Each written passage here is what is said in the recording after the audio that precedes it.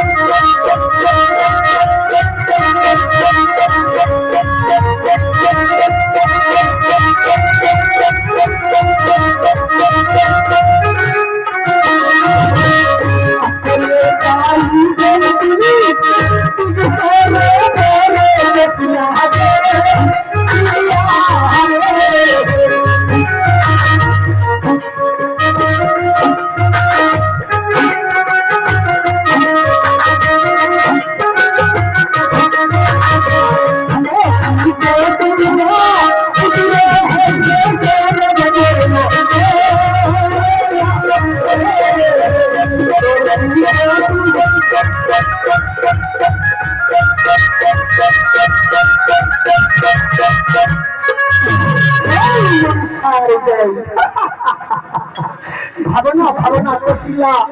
পরকে সুতিয়া আজ করে যাহা তুমি দেখি শ্রবণ চান করিবে খালির পর পুত্র জন্ম হবে তোর সনদ করে দেব স্বপন দিয়া মাতার ওঠে দিলে ভর চমক দিয়া ওঠো তুমি বরঙ্গের পর জয় জয় মানুষ